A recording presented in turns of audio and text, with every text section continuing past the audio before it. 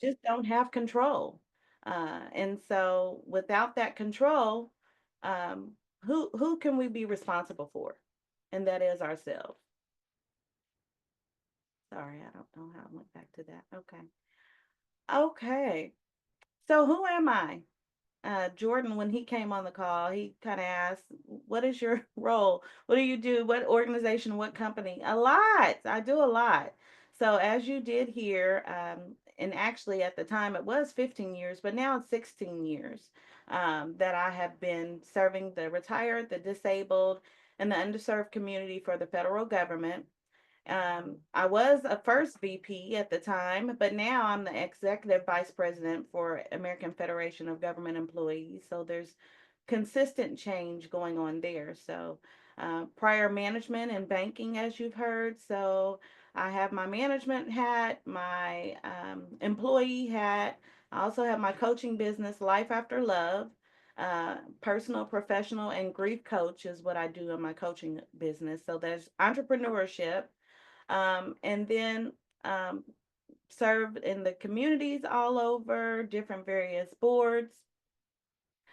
I'm the employee engagement coordinator and the EEO and benefits coordinator within the union. And as she said, I've also written a couple of books now. One is a children's book, Mama What's Wrong, as she stated, and then I also wrote a journal, a Life After Love Starting Over journal for those that are looking to start over.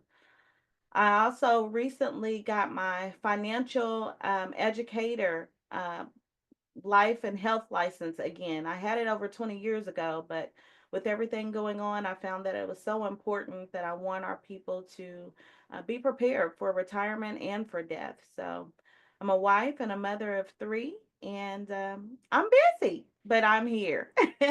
But that just lets you know that there are multiple roles and multiple hats that I do play.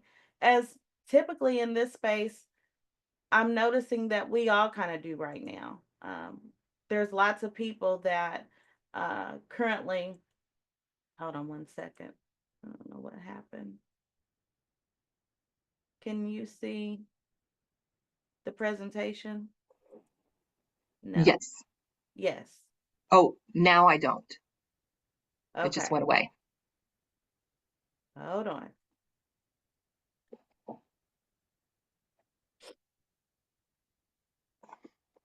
Okay. There we go. Now, Yes. okay. All right. So lots of us have multiple roles.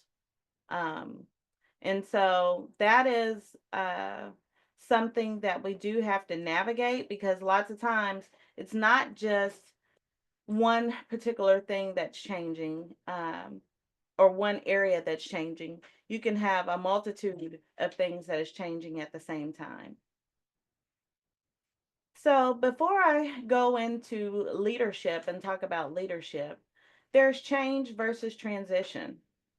So change is situational. It occurs even if someone doesn't like it or agree or accept it. And typically, there's not a choice when you're dealing with change. And then there's transition.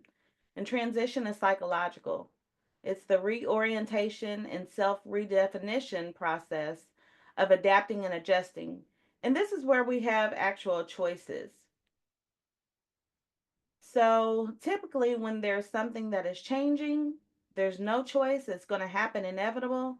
And then transition from the psychological perspective, you do have some choices there and you can somewhat ease your way into the situation. So many people have a definition of leadership. What is it? Several meanings, several definitions, but one that I found that I really liked was leadership is the ability to motivate, direct, and to influence individuals or groups to achieve a common objective or vision. It requires the ability to make judgments, communicate effectively, and motivate others while promoting teamwork and trust. A good leader exhibits attributes such as integrity, empathy, adaptability, and strategic thinking, ensuring that both the team and corporate goals are reached. And so we'll get into a little bit more about some of those attributes.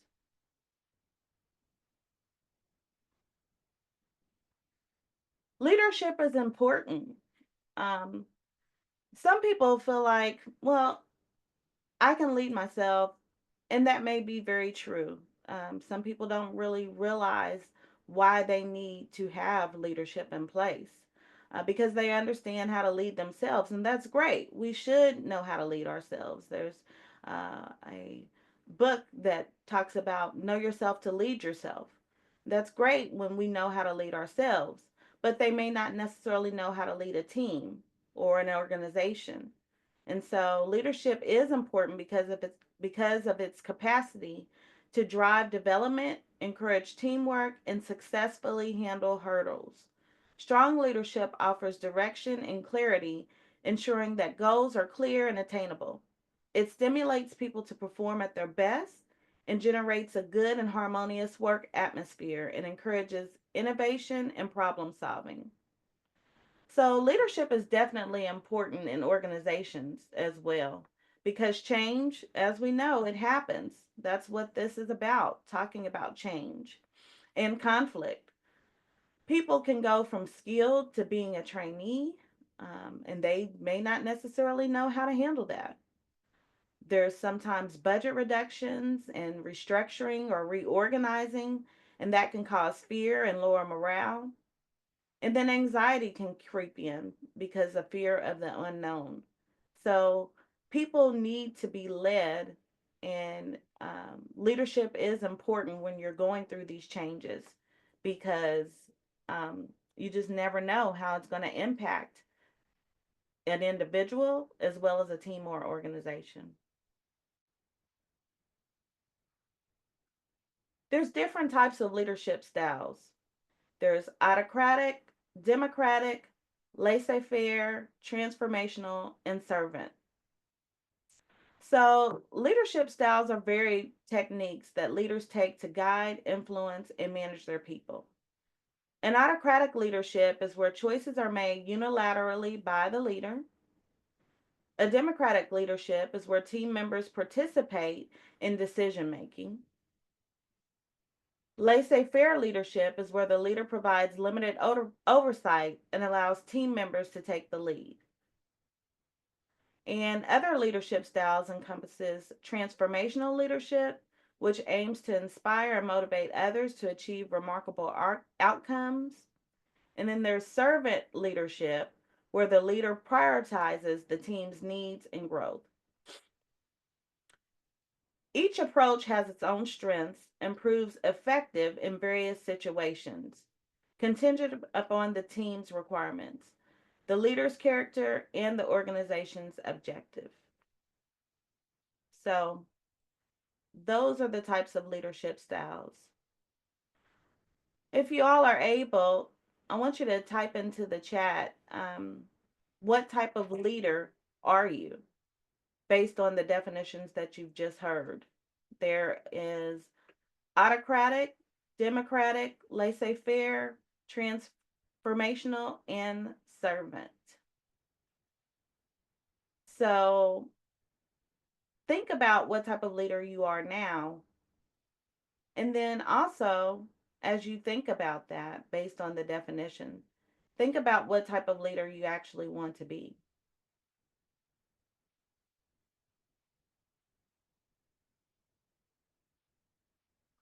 I told you that we would discuss the key traits of effective leaders. And this is a big one. There are many traits that leaders do have, but integrity, effective communication, and empathy. So, integrity is where a leader who consistently acts ethically and remains true to their principles, even during challenging times, earns the respect and the trust of their team. So there's lots of things that are happening that is going on. Some things that in leadership you may agree with or you may not, but it is always, always in the best interest for not just yourself, but for the organization as well as the team to lead with integrity. If you have no integrity, people do not trust you. When people don't trust you, they absolutely don't go out of their way to do the things that need to be done. They would more be more willing to work for a leader or a manager that has integrity and that they trust. Effective communication. A leader who regularly connects with their team, attentively addresses concerns, and clearly articulates goals. You have to have effective communication in any organization, in any work environment. To me, communication is key. It really starts, and we'll dive a little bit deeper in communication in the upcoming slides, but communication is definitely what needs to happen to be able to be an effective leader. And then there's empathy. An empathetic leader acknowledges and responds to the personal challenges faced by their team members. So, listen, life happens. There is a phrase that says, life just be lifing. And that is so true. Things happen all the time. People are going through so much in their lives, and we may not be able to do anything about it as leaders, but we absolutely can do something by having empathy towards another person's situation or circumstance, even when we don't necessarily understand it. Um, Empathy definitely goes a long way. Right now, there are some people, I'm a grief coach, so this is near and dear to my heart. There's 3 days, if you get them, but typically 3 days to grieve. And the world has taught us that we have to pick up and move forward and go on. It doesn't stop no matter who's passed away, your mother, your father, your child, a parent. You have to move forward. And we know that 3 days is just not enough. And so we're expected to come back in and show up and put on our A game. And that is not what is serving us in our mental health lots of times. Um, there's lots of times that there's nothing that a manager or a leader can do about it. That's policy. But what we can do about it is show empathy.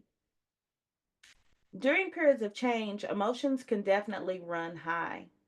People feel overwhelmed, they feel angry, threatened, or even disconnected from the organization's new direction.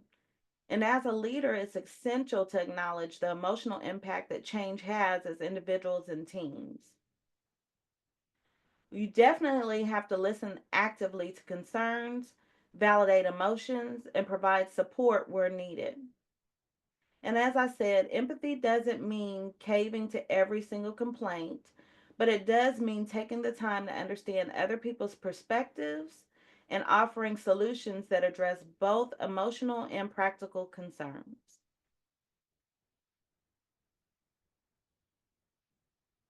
So I told you we come back to this important communication. Communication is definitely important. Leading through change and conflict in the workplace requires clear communication. Whether you're guiding the team through organizational shifts, technological changes, or interpersonal challenges, how you communicate as a leader during these times can define the success or failure of both the change and the team dynamic. People don't always communicate the same. It definitely, if you are miscommunicating things, it just leaves room for misunderstandings. And so communication is so important.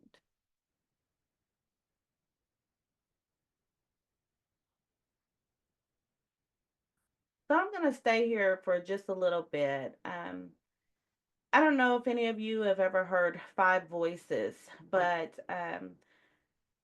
I've been reading the book. I actually have the app downloaded. It's called Five Voices: How to Communicate Effectively with Everyone That You Lead by Jeremy Kubicek and Steve Cockram.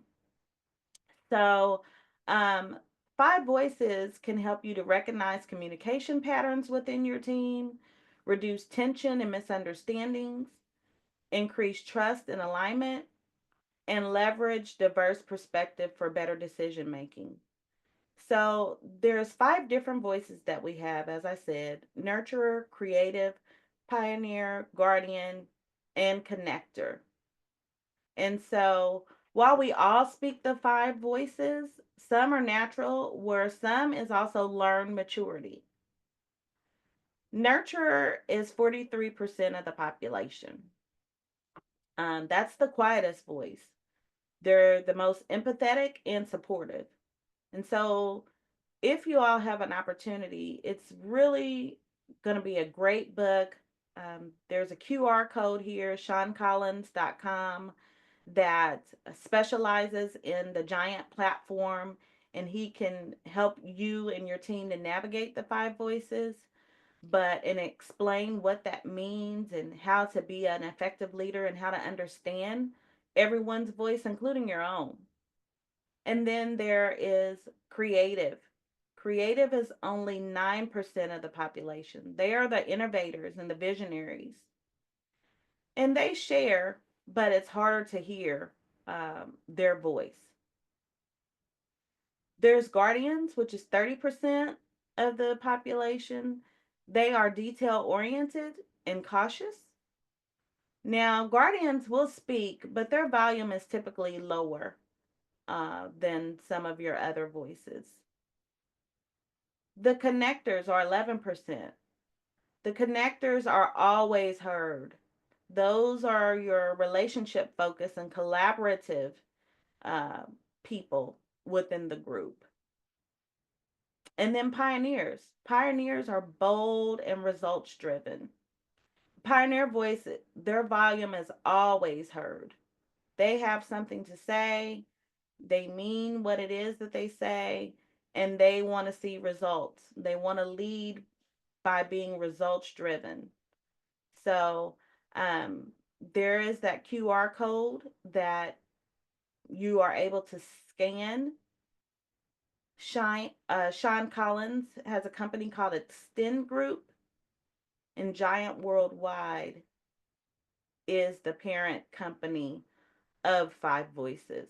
So this is something that has helped me in my personal as well as my professional life to be able to recognize what my voice is and understand. And actually, I was surprised by my voice. I thought I would be more nurturer, and in certain settings and situations, I am. But my voice is actually the pioneer guardian voice. I really have to I have to have processes. I have to have clarity. I have to know what's going on so I can lead that way. I don't like to be unclear. I ask a lot of questions. And so if you can pick up that book, it'd be great to do so you can understand how to be able to navigate. I know that, and I'll talk about this coming up as well, that there's changes. DEI is not as it once was, or sometimes right now, even non existent. So I truly believe that being able to use five voices is another way to be able to understand other people at the table that may not necessarily think, act, or look like you.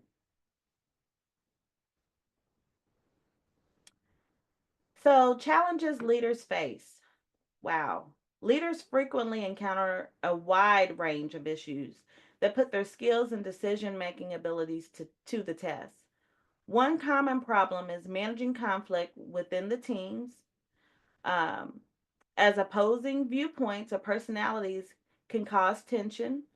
Leaders must also negotiate uncertainty and change, whether it's adjusting to the market developments, new technology, or unexpected catastrophes. Unexpected catastrophes, COVID 19, um, fear of the unknown. There's lots of things that have happened, changes, war, inflation. So conflict often arises when people feel excluded, unheard, or undervalued. We have to lead through this and encourage collaboration and create space for diverse viewpoints. How do we do that if some organizations are saying that we can't have DEI anymore? But as you face conflict, you have to focus on problem solving together rather than assigning blame. Facilitating conversations where everyone feels respected allows the team to work toward a common solution and strengthen relationships in the long term. Collaboration can also help uncover new opportunities or innovative approaches to the challenges presented by change. So, definitely, leaders face a lot of challenges, especially in this climate right now. And we'll talk about some challenges and some common shifts. And I am just going to address some of the elephants in the room, right? So, there's remote versus in office. You have people on both sides. Some people believe that they work remote and there is no reason that they should have to come into the office where they can do everything that they can from a remote location or teleworking in their home. And then there are people that feels like everyone should be in the office. Period. There's no need for remote. And how do you lead and how do you navigate when you have people that are on both ends of the spectrum? What if you, as a leader, agree with remote work, but you're talking to someone that believes that they should be in office, or vice versa? Then there's DEI and ERG removal. I mean, so much conflict in that in itself right now. Your organization may have felt like just a few years ago, diversity, equity, and inclusion, it was all about it. There were quarterly meetings or maybe even monthly meetings highlighting one particular group, or maybe certain religions or cultures were celebrated. And now they can't do that anymore. And ERG removal. Employee resource groups help people to feel like they belong. So, how do you lead and navigate when the organization or the company felt like that that was fine just 3 months ago, but now it's non existent? And what if that's something that you do believe in and now it has to stop? Or what if it was something that you didn't necessarily support, but you had to navigate and you had to do it because that was the organizational culture? Now, this is passion and dear to my heart because, of course, I'm a union rep, but there's union versus non union. So, the higher you go, typically the more you see. Even if you don't agree, you may be able to at least understand why a particular policy was written or what direction management is going to. When you're sitting in just the seat of an employee, you may not necessarily realize or understand all of those things. Uh, as I climbed higher within my union position, I understood a lot, not just from a union perspective, but it was because I was able to talk to management and I was able to hear some of the background or some of the reasons or the rationale behind some of the decisions that were being made. And you can't always share that with employees. And so there's union versus non union, and they're on both sides. People definitely support union on one end, and there's definitely people that absolutely despises and does not support the union on the other end. So how do you navigate that if you're a person that supports the union, but yet you also could be a person that does not support it, but you have to build that relationship up with the union rep, or you do have to send notices out to the rep or to the committee. You have to be able to communicate regardless of what side of the fence you sit on. There's secure roles versus nobody is safe. You couldn't have told me a few years ago that having a government role was not secure. Well, I take that back. In some roles, I felt that a government job or a government role was secure. Since I've been within the union, there is a misconception that if you were with the government, you couldn't be let go. That is a complete misconception. It might have been that way some years ago, but definitely things have changed over the years. But I still felt like a government role was more secure than the private sector.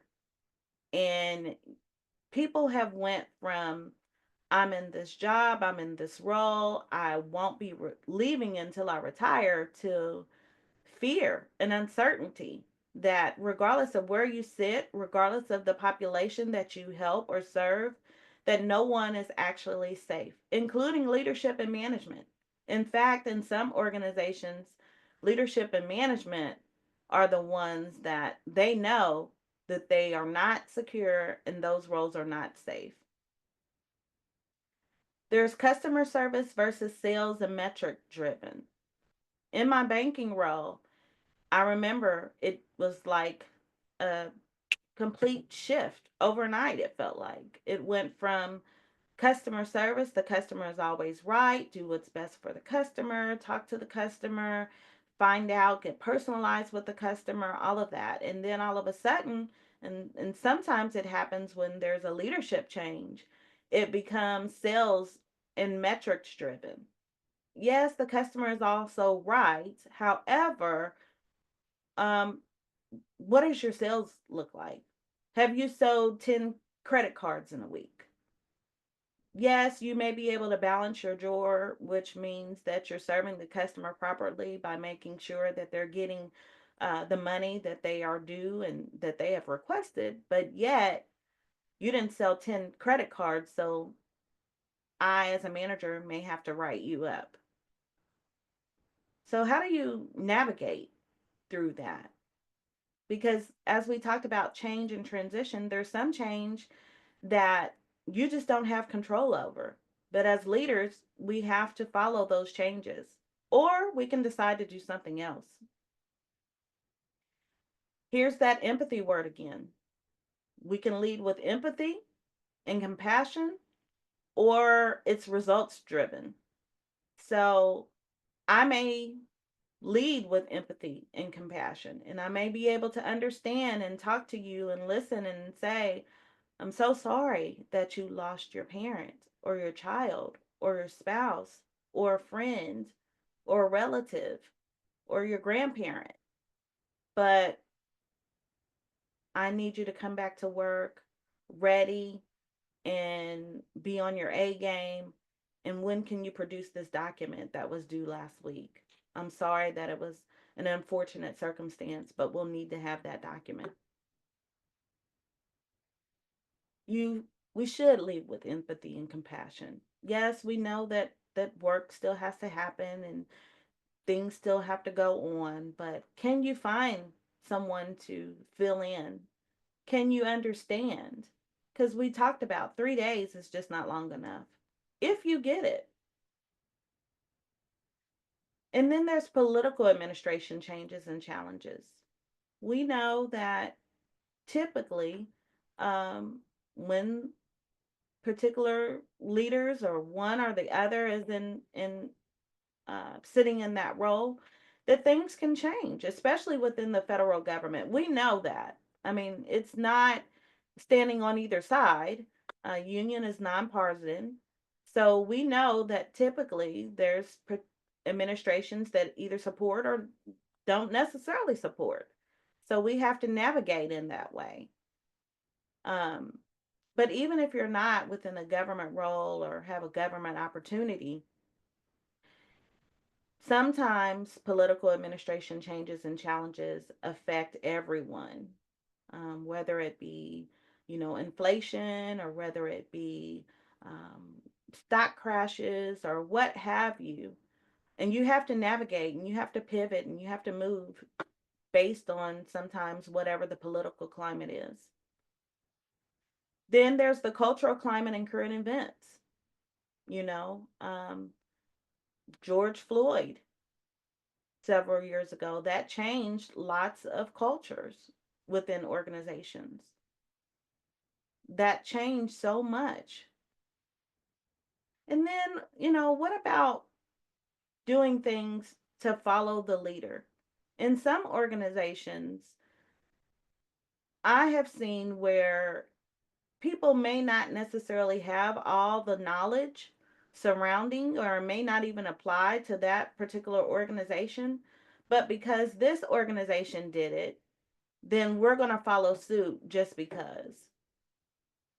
And so sometimes we need to do our own homework. We need to understand what environment that we are in so that we can actually make the decisions based on our own personal environment and organization. We don't have to follow the leader because that is where a conflict arises if people feel like that it does not line up, misalignment with what is happening. Why couldn't we be working remote if this is what our organization or our structure works best for us? Just because ABC company did that doesn't necessarily mean that XYZ company should do that. So, as leaders, we have to avoid letting conflicts fester. Small disagreements over these type things, because best believe there are people that stand on either side and there's a thick line that's drawn in the middle sometimes. They can quickly escalate into larger issues if not addressed early on. So, as a leader, it's important to identify the signs of conflict early on, as I said, and step in and mediate before it affects team morale or performance. By addressing the issue promptly, you show the team that conflict resolution is a priority and that collaboration and respect are also essential for the team's success.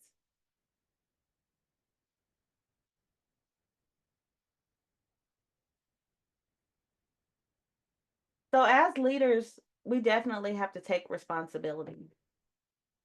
Um, During change and periods of conflict, decisive leadership is essential. Indecision or avoiding tough calls can breed confusion and frustration.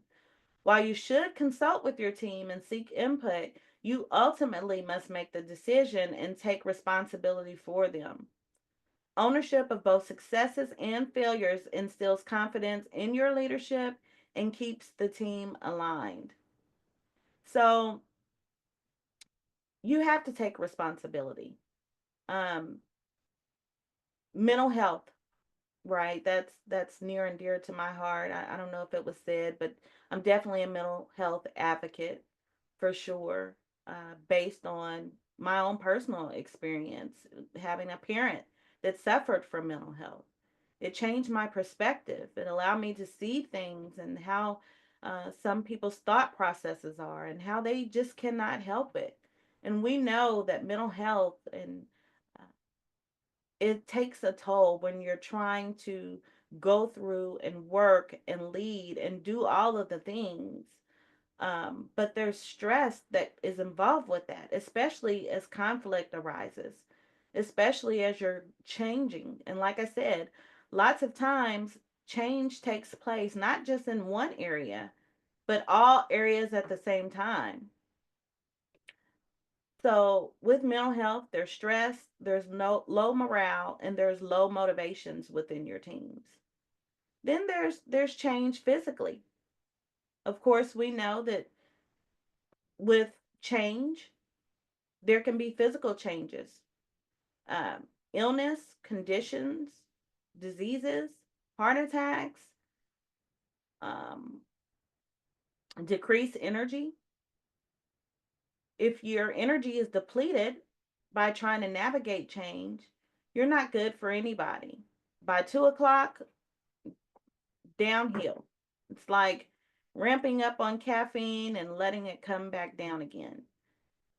Sleep disturbances and appetite changes are some physical changes that can happen while going through change and conflict. Organizational health. So, as leaders, you have to take responsibility because it can increase absenteeism. You can have a high turnover rate. There can be team conflict and then diminished productivity. And then You have to take responsibility because it can definitely affect relationships. There's conflict, there's tension, there's misunderstanding, and there's anger. And so, as a leader, if you have made some decisions that weren't necessarily the right ones to make, you just made that decision at the time. What we have to do is we have to acknowledge that, apologize for that, and move forward. There's no harm, no foul in basically saying, I thought I made the best decision at the time that we are in. Unfortunately, in retrospect, I realized that that was not necessarily what we should have done. You can take it back. You can make some changes. If you sit on one side of the spectrum and you decide that you want to go to the other side of the spectrum now or try to meet somewhere in the middle, it's okay. You have the opportunity to be able to make change.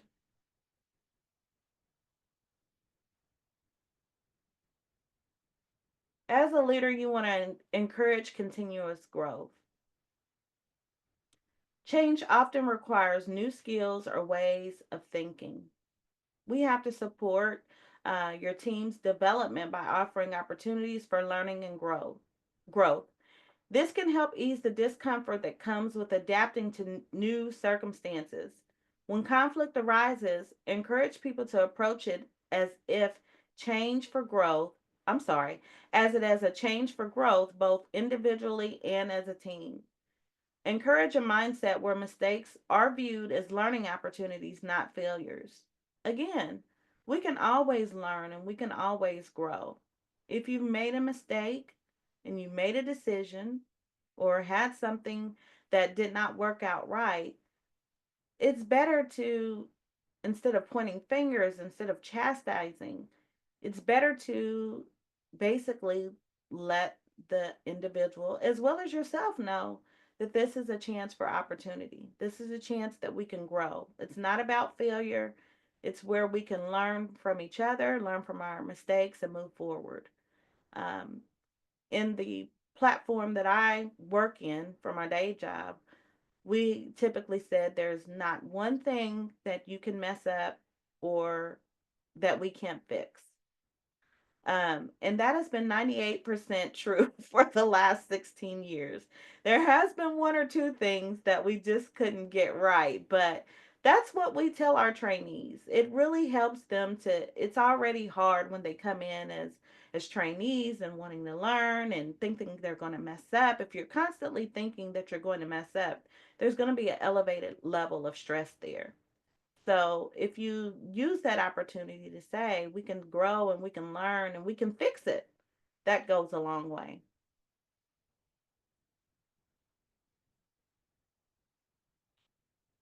And along with continuous growth, you can develop leadership skills. So, developing leadership abilities is an ongoing process that requires self awareness, effort, and willingness to progress. It all begins with knowing one's own strength and places for improvement through self reflection or criticism from others. Effective communication, decision making, and conflict resolution are essential abilities that may be refined through training, mentorship, and practical experience. So we can always learn and grow. Uh, you saw that big long skills resume that I had. It's because you want to constantly learn, evolve. Well, I won't say you. I have wanted to constantly learn and grow and evolve. And I'm so glad that I've done that in this season because I do have a government job, but as you remember a few slides ago, no one is safe. And so we are seeing that people have been at some of these jobs 15, 20, 30 years but still are not ready to retire. And so they only have that one skill set. They don't necessarily have or recognize transferable skills. So if we can help to develop skills for ourselves as well as others, that's going to put us all in a better position in the long run, personally as well as professionally. And we've talked about effective communication. We've talked about decision making and conflict resolution. It most certainly is essential to have those things as an effective leader. So, what is the future of leadership, you may ask, as we navigate change and conflict? It's transforming, every single day. Things are changing, technology is changing, people are changing, and so we have to learn how to navigate that. The future of leadership is transforming to suit the needs of a quickly changing world fueled by technology, globalization, and shifting societal ideals. Leaders of the future must embrace digital transformation, use technology to innovate, and streamline processes while being flexible to evolving trends. People want to work uh, smarter, not harder. AI has played a huge role. AI has replaced some jobs already. And so we have to grow and learn with technology. And then there's emotional intelligence. Emotional intelligence and empathy will play an even larger role as society changes. Um, so, for those that may not be familiar, emotional intelligence, or EI or EQ, refers to the ability to understand, use, and manage your own emotions, as well as recognize and respond to the emotions of others. It encompasses self awareness, self regulation, motivation, empathy, and social skills. Essentially, it's about being smarter with our feelings and making informed decisions by considering both thinking and feeling. So, that is, a buzzword in some organizations or in some spaces. But what really is it? What does it do? Emotional intelligence can help increase team performance, improve decision making, increase personal well being, reduce staff turnover, and decrease occupational stress. As far as the emotional intelligence with leaders, it can increase the leadership ability just by knowing how to understand and consider um, people's feelings.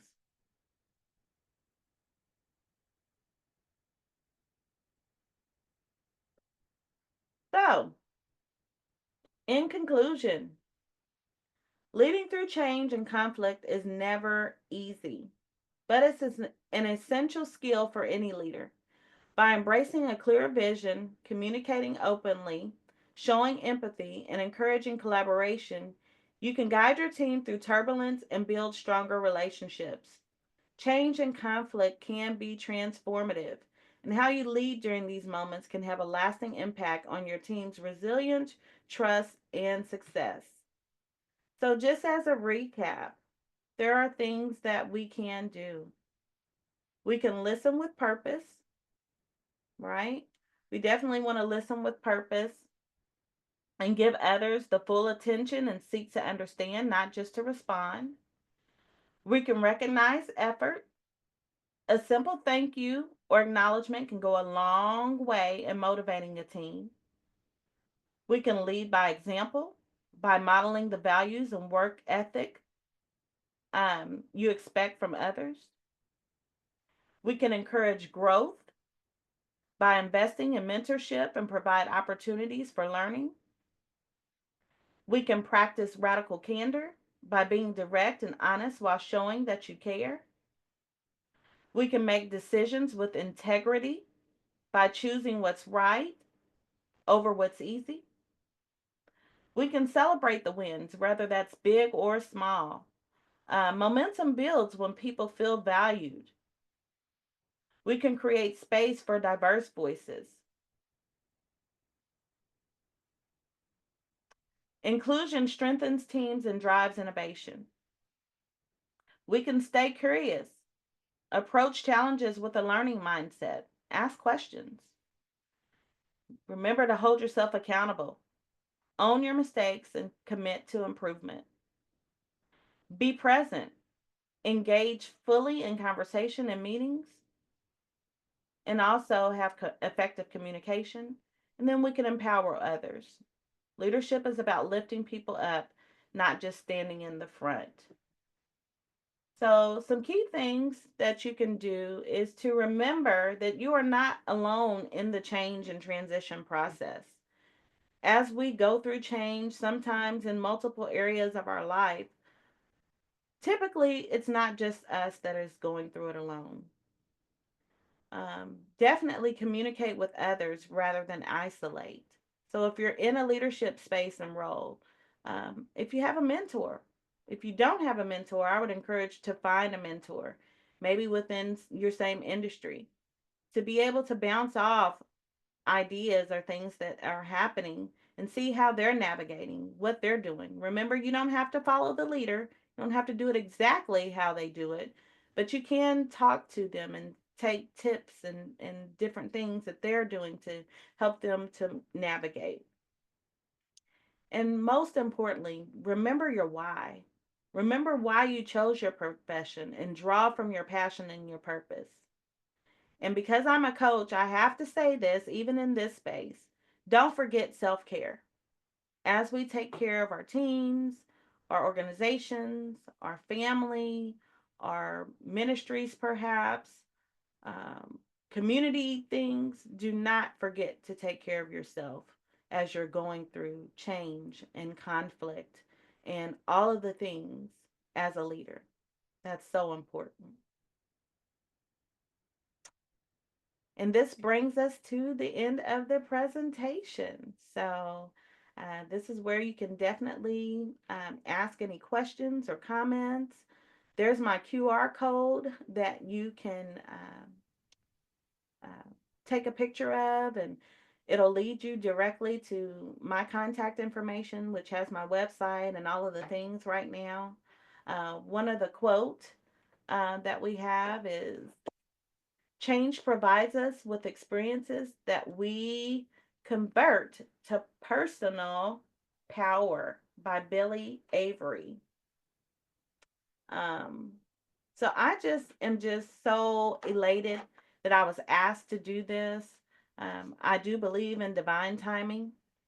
As I said, at the time that Sedalia asked me to do this, all of this was not going on. So I've had to go back, and I had some things written down and change. And I've had to go back and not just talk about it, but also take tips and tricks on how to be about it as things are changing for myself personally daily.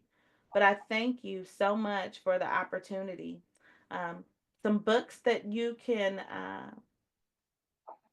glean from is Dare to Lead by Brene Brown, The Emotionally Intelligent Leader by Daniel Goleman, Beyond the Hammer by Brian Gottlieb, and Small Acts of Leadership, 12 Intentional Behaviors That Lead to Big Impact.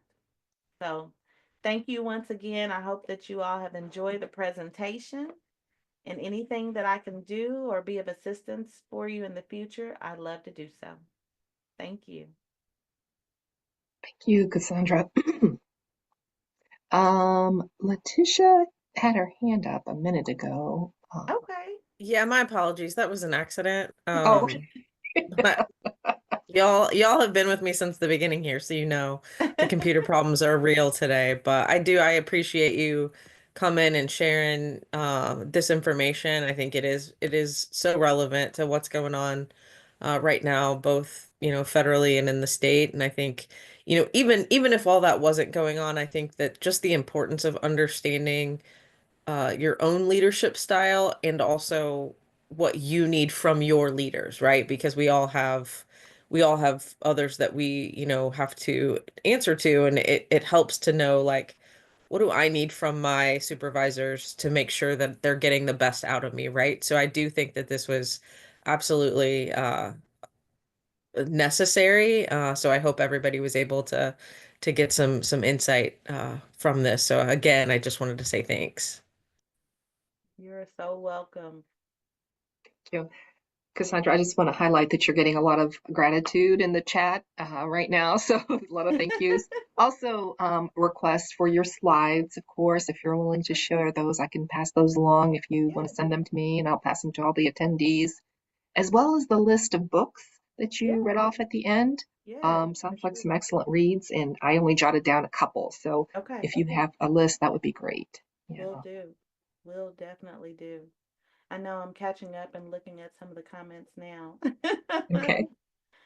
But yes, thank you. Was there any questions in the chat that you were able to see? I didn't see any specific questions other than the list of books, the Okay, request for that, okay. and that sort of thing. There were a few comments. Of course, your ask of what type of communication style Mm-hmm. people had. You got a lot of different responses to that, but it sounds like most people had a combination. Right, right. But I don't see any hands raised currently, and I know a lot of people had to drop off for the 11 o'clock, probably to run to different meetings. Right, We right. still have about 33 people, but I don't Okay. see any All right. questions specific to that. So, Sounds good. alrighty. In that case, I will make sure that we get the CEUs out as well. Zoe, did you have any closing Yeah, comments? no, I just wanted to thank you. Thank you so much. I needed to hear, especially after spending a day at the State House yesterday, I needed to hear this from you, Cassandra. So the timing is great. I really appreciate the members coming on, really appreciate the Racial Equity and Leadership Committee and their leadership and their vision around these Connect Hubs. And we are going to continue these amongst these times because this is not based off of any federal funding or state funding. This is our commitment as a system and as a council. And so I'm just really grateful for that and for your presentation, Cassandra. And thank you, Nancy, for all your work. So appreciate everyone. If there's anything that you need, please don't hesitate to reach out. I hope everyone has a great day. Thank you so much. Thank you. Have a Thank you. great Okay. Bye-bye. Bye-bye.